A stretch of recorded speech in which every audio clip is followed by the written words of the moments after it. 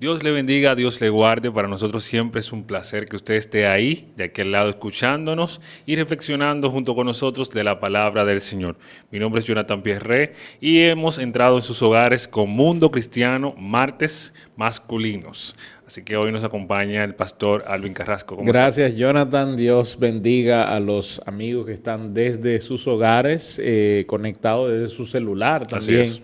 conectado con Mundo Cristiano, que este es el órgano oficial de la Iglesia de Dios de la Profecía. Así que nosotros hoy vamos a cumplir nuestra labor como cada martes. Así es, una labor que es encomendada por la palabra del Señor de predicar y llevar el Evangelio a todas partes. Y este es un medio de llevar el Evangelio a todas partes. Recuerden que vemos este programa por YouTube, Mundo Cristiano IDP. Ustedes pueden también ver este programa, que quizás si no lo puede escuchar, que va camino a su trabajo o va de regreso a su hora de almuerzo, puede escucharnos y vernos a través de Mundo Cristiano IDP.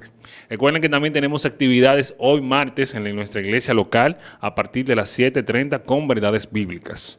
Los jueves tenemos nuestro servicio congregacional. Usted puede acercarse a nuestro concilio, a nuestra iglesia local a las 7:30 de la noche y ahí adorar al Señor todos unánimes.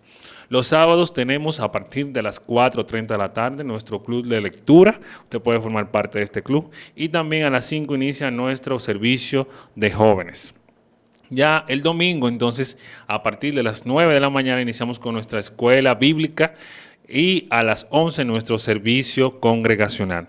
Recuerdo otra vez, les digo, pueden ver este programa a través de Mundo Cristiano IDP en YouTube y no se pierdan ninguno de los de la semana, porque estamos hablando temas sumamente importantes. Así es, así es. Bueno, el tema de todo este mes son falsos argumentos contra el Evangelio, contra Cristo.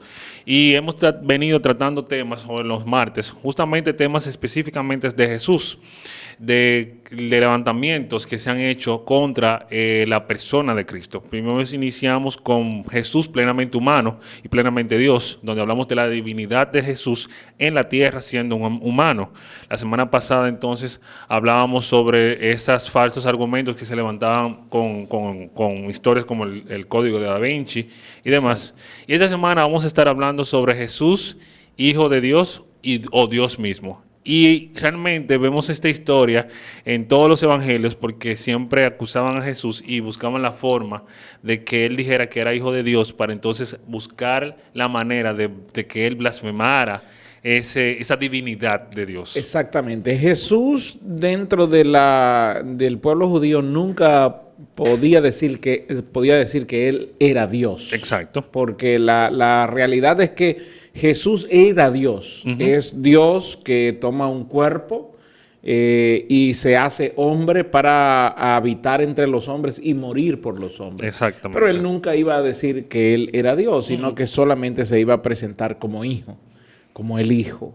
Entonces, eso es algo importante, sobre todo dentro del aspecto de la cristología el día de hoy, el poder definir este punto de Jesús, Dios, pero manifiesto como hijo de Dios, porque no podía decir, porque el propósito no se iba a cumplir. No. Él tenía que decir que él era el Hijo. Y aparte de su función dentro de la Trinidad. Exactamente. Y obviamente no podía decirle directamente que era Dios porque su función como la Trinidad es hijo, o sea, él tenía su propósito que era morir por nosotros. En ese momento ser el Cordero. O sea, como Dios tal no podría hacerlo porque Dios ya ve, o sea, el pueblo judío tenía a Dios como el soberano, como aquel que no podía ser hombre, o primero, empezando por ahí, y segundo, que no iba a entregarse así como se entregó Jesús.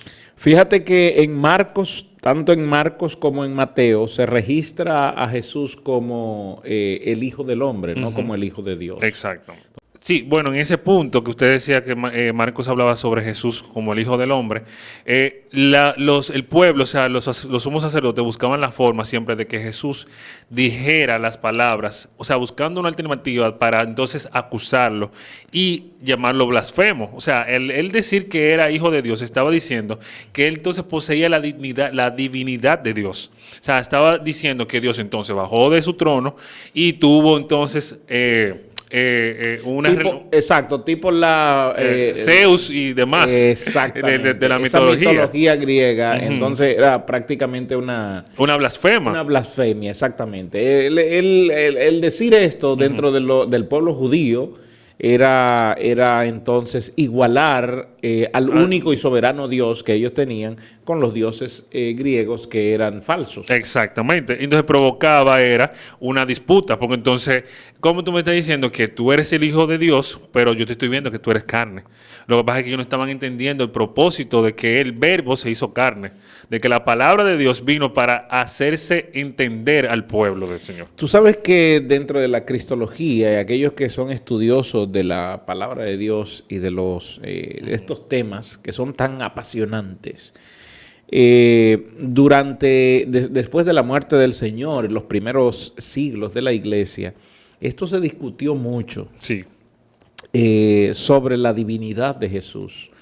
Yo he estado hablando, incluso desde el mes pasado, vengo hablando sobre este tema de la divinidad de Jesús y los diferentes argumentos que se levantaron en los primeros siglos de la iglesia, como fue por ejemplo el caso del arrianismo, el caso del nestorianismo, el apolinarianismo, que se levantan en contra de la divinidad de Cristo. Y fue rebatido por la iglesia. Por ejemplo, el arrianismo se levanta en contra de la divinidad de Cristo diciendo que Cristo no era Dios. Que Cristo era un profeta de Dios, pero que no era Dios. Efectivamente. Entonces el arrianismo, la iglesia se reúne en el 325 y declara al arrianismo como herejía. Más adelante, en el 431, hay el concilio de Éfeso que se reúne para discutir el tema de la divinidad de Cristo. Y allí hay un ministro llamado Nestorio, y Nestorio entonces tenía una opinión totalmente diferente y decía que en Cristo había dos naturalezas. Una que era totalmente divina y una que era totalmente humana, pero ambas separadas la una de la otra. De allí salió el nestorianismo. Del 431 sale el nestorianismo, pero luego en el 451, en el concilio de Calcedonia, primer concilio de Calcedonia, allí se declara a Nestorio, se declara hereje. Eso que nosotros vemos como nestorianismo también se conoce en la historia como el difisismo, que habla de dos físicos, de dos naturalezas. Eso es lo que se refiere, dos naturalezas. Más adelante, algunos no estaban de acuerdo con Nestorio y unos años después, me parece que en el 460, nace una opinión totalmente diferente y fue la opinión del monofisismo que decía que en Cristo estaba presente la naturaleza de Dios, pero no la naturaleza humana. ¿Qué es lo que quiero señalar con todo esto? Claro, todos estos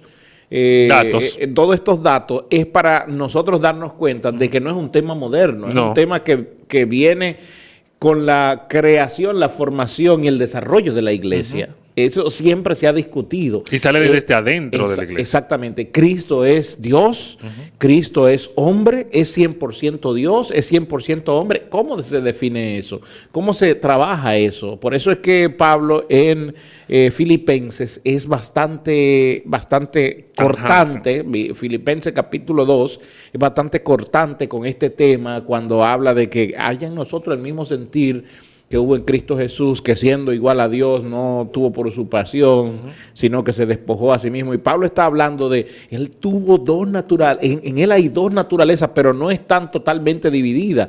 Son dos naturalezas en un solo ser. Y que se sabía controlar esa naturaleza. Exactamente. Porque cuando, por ejemplo, o sea, al momento de que él va a Getsemaní, estaba el hombre que estaba sufriendo por ese momento. Pero mientras que estaba sanando, que estaba muchas veces hablando, estaba hablando el Dios, el Cristo. O sea, estaba hablando el divino en esa parte. Exactamente. Por eso es necesario que nosotros ahora vayamos a la palabra de Dios para ver qué nos dice la palabra de Dios. Creo que tú tienes una cita en Lucas. Lucas, vamos a ver. Yo tengo una cita en Isaías 11. Sí, claro.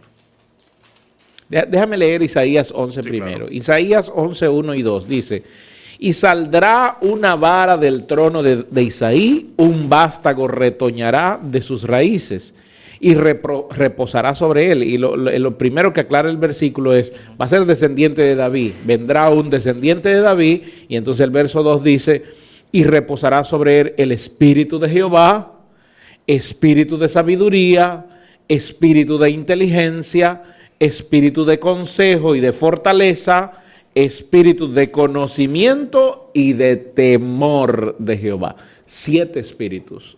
Luego en Apocalipsis se habla de los 7 espíritus del Señor. Ajá. Es decir, en Jesús posaban los 7 espíritus del Señor, y cuando se habla en Apocalipsis de los 7 espíritus del Señor, se está refiriendo al mismo Dios. Exactamente. Entonces, en Jesús posaba Dios, en Jesús humano posaba Dios. Es decir, Él era Dios. Él era Dios que toma un cuerpo, y es lo que está señalando Isaías. Y esto no lo podemos ignorar. No, en ningún momento, porque si tú estás ignorando esa parte, entonces estás ignorando la divinidad de Dios en la tierra. Exactamente, exactamente. El libro de Hebreos declara que Él nos conoce a nosotros porque conoce nuestras debilidades. No fue alguien que hizo a la humanidad y no bajó a la humanidad, sino que alguien que conoce la debilidad de la humanidad, que conoce las pruebas de la humanidad, pero Él se mantuvo siendo humano sin pecar. Por eso es que es tan difícil que nuestra religión, que lo que nosotros creemos, sea una mitología. Porque ahí vemos, el Dios vino a hacerse carne para entender esto es lo que estamos pasando, o sea, estas debilidades que estamos viviendo. Mientras que hay otras mitologías como la griega y demás, o sea, los dioses siempre se mantuvieron arriba, superiores, exactamente, y sometían a su supuesta creación, que es la diferencia de nuestra creencia, de nuestra religión. O sea, cuando vemos al Dios, vemos a la divinidad, a un Dios que tiene misericordia por nosotros, tanto así que vino a hacerse hombre para conocer nuestras necesidades, para morir por nuestros pecados, conocer nuestras debilidades y darnos la salvación. O sea, fueron tantos puntos que Él vino a hacer aquí en la tierra para conocernos a todos nosotros. Exactamente. ¿Qué dice Lucas? Fíjense, Lucas 1:35 dice así. Respondiendo el ángel le dijo, el Espíritu Santo vendrá sobre ti, y el poder del Altísimo te cubrirá con su sombra, por lo cual también el santo ser que nacerá será llamado Hijo de Dios. Tú sabes que para el momento entender esto era bastante difícil. Claro que sí. Luego el apóstol Pablo está tratando de explicar eso, pero lo está tratando de explicar de una manera muy sencilla. La Biblia dice en Hechos 17 que Pablo baja a Atenas, él llega a Atenas, y en Atenas se pone a caminar por donde están las estatuas de los dioses, y allí encuentra una estatua al Dios no conocido. Es decir, parece que era un altar sin nada, porque como no se conocía, y entonces Pablo ve a los filósofos, epicúreos y estoicos, discutiendo. Y Pablo le dice, óyeme, yo veo que ustedes son muy religiosos. Sí. Pero la palabra allí que se traduce como religioso era supersticiosos. Pablo los estaba ofendiendo a ellos. Ustedes tienen una superstición que da pena. Y entonces ahí es que Pablo le dice, yo le vengo a hablar de la estatua, del altar que me encontré al Dios que ustedes no conocen. Ese que ustedes no conocen, de ese que yo le vengo a hablar. Y entonces ellos prestan atención. Pablo en el versículo 18, Hechos 17, le dice, y algunos de los filósofos de los epicúreos y de los estoicos disputaban con él. Y unos decían, ¿qué quiere decir este palabrero? Vamos a escuchar lo que tiene que decir, porque ellos no escuchaban cosa nueva, y aquí lo dice. Y otros, parece que es predicador de nuevos dioses, porque les predicaba a Jesús y la resurrección. Y tomándole le trajeron al Areópago diciendo, ¿podremos saber qué es esta nueva doctrina que dices? Porque pones en nuestros oídos unas cosas nuevas, y queremos pues saber qué quieres decir con esto. El versículo 22, Pablo dice, entonces, pues Pablo en medio del Areópago dijo, varones atenienses, en todo veo que son muy supersticiosos, y esta versión dice supersticioso. Pues pasando y mirando vuestro santuario, hallé también un altar al cual está esta inscripción, al Dios no conocido, pues aquel que vosotros honráis sin conocerle, a este es el que yo anuncio. cuando Pablo empieza a hablarle de las virtudes, aquí en el capítulo 17, de las virtudes del que él anuncia, y termina diciendo, y se hizo hombre, y lo mataron. Esa fue la bomba que explosionó para que los epicúreos y los estoicos lo dejaran solo. ¿Por qué? Ahí es donde voy. Porque ellos anunciaban a los dioses grandes de Grecia. Superiores. A los grandes dioses de Grecia, no a los de Roma, a los de Grecia. Estamos en Atenas, capital del imperio, capital de Grecia. Y ellos estaban hablando del Zeus, de Apolos, de Atenea. ¿Ah? Y entonces esos dioses imponentes, poderosos, y tú vienes a hablarme de un Dios que tú dices que creó los cielos y la tierra y después se hizo hombre y lo mataron. No, eso es una burla. Exacto, es débil. Es un Dios débil el que tú me estás hablando y por eso ellos se van y lo dejan solo. Ojo, porque Dios llevó a Pablo allí a hablar de esto, de esta manera, para que Pablo entendiera algo. Porque era necesario que Pablo entendiera que tu trabajo, Pablo, no es ir a discutir filosofías. Tu trabajo es anunciar a Cristo.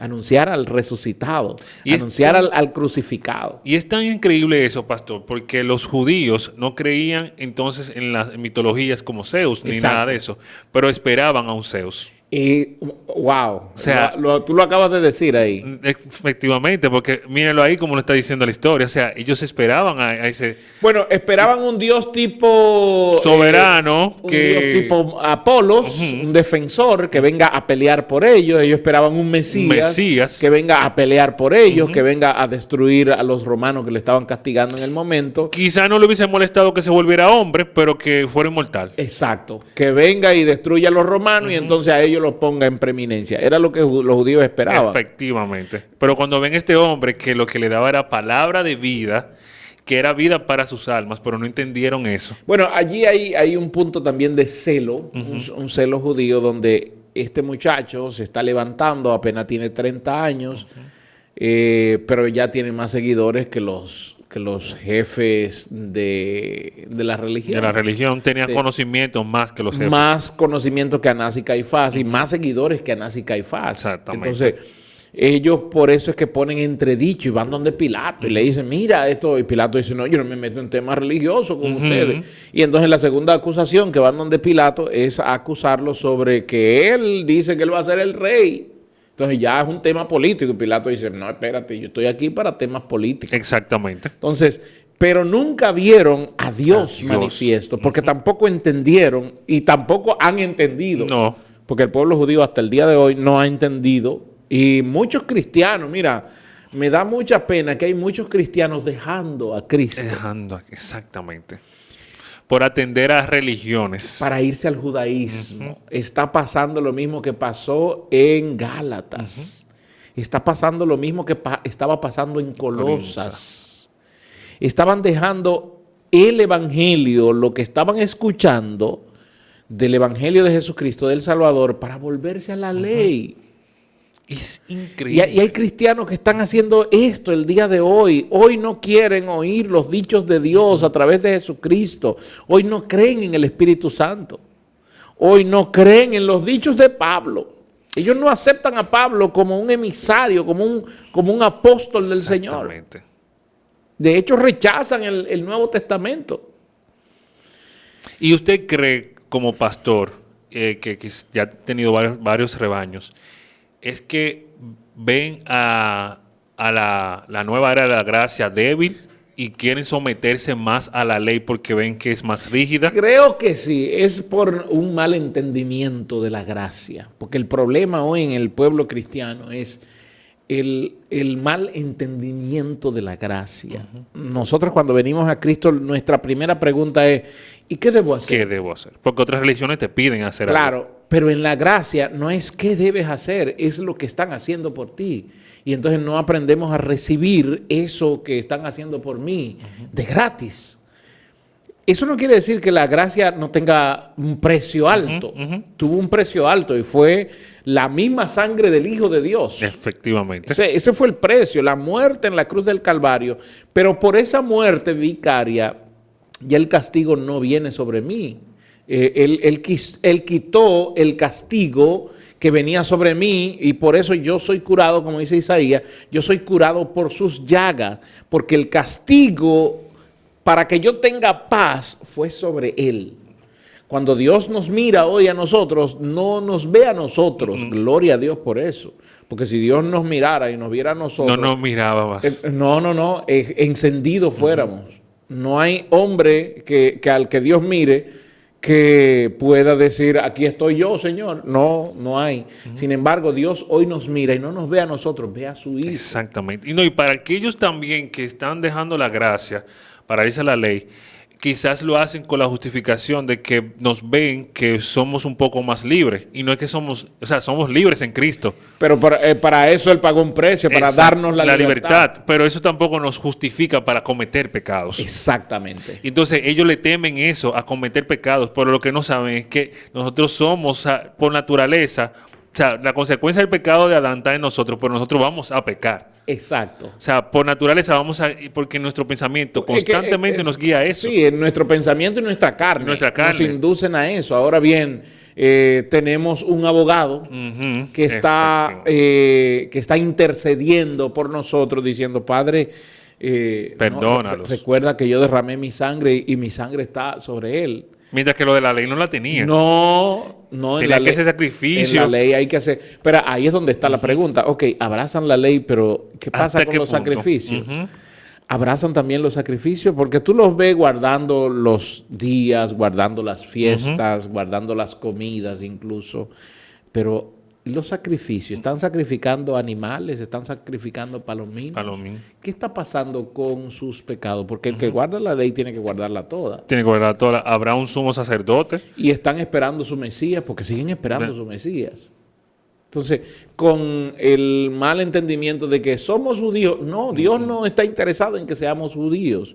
Amigo, amado hermano que me escucha, Dios no está interesado en que tú seas judío ni israelita. Dios está interesado en que Israel se convierta en iglesia. Efectivamente. Dios está interesado en que nosotros seamos parte de la novia del Cordero. Del cuerpo de la iglesia. Eso es el cuerpo de Cristo, es la iglesia. La iglesia es columna y baluarte de la verdad, y esta verdad tenemos que mantenerla. ¿Y cuál es la verdad? De que Dios se hizo hombre, habitó entre los hombres, murió, no como mueren todos los hombres, pero lo hizo no por él, no por sus culpas, no por sus pecados, sino que lo hizo por nuestros pecados, para que nosotros podamos vivir libres en él. Y que sobre todo, que él es hijo de Dios. Exacto. Es hijo de Dios, hijo ilegítimo, y tienes tu divinidad y la tuvo aquí en la tierra y también era hombre. O sea, debemos de entender esa parte y creo que ha sido grandioso estudiar esto, saber y conocer que no estamos ya en la ley, que estamos bajo la gracia del Señor y que esa gracia nos cubre y nos llena y nos guía hacia la verdad de Cristo. Exacto. Y sobre todo nos ha dado la salvación totalmente. Gloria a Dios. Así que no busquemos ser religiosos. La religión simplemente nos da una conducta de vida que representa a Cristo, pero no nos lleva o no nos hace creer más en Jesús. O sea, la religión lo hacemos por gracia, porque por la gracia que yo he recibido, yo quiero agradar al Señor. Y justamente yo hablaba con alguien y me decía de que, pero ¿por qué yo tengo que dejar de hacer cierta cosa? Es porque ya tú eres representante de Cristo. Exacto. Cuando tú eres representante del Hijo de Dios, tú tienes que cambiar ciertas actitudes. Quizás no que vivir como el Hijo. Que vivir, exactamente. Y no porque tú estás pecando, no, es porque tú puedes hacer pecar a otro. Entonces tú tienes que cuidar, porque Jesús cuidaba esa parte. Exactamente. Entonces todo lo que nosotros hacemos, tenemos que hacerlo con la mentalidad de que debemos de agradar al Señor por lo que hizo Jesús en la cruz del Calvario. Amén. Señores, Dios le bendiga, Dios le guarde. Para nosotros siempre es un placer que usted esté ahí escuchándonos todos los martes. Mañana llegan las chicas.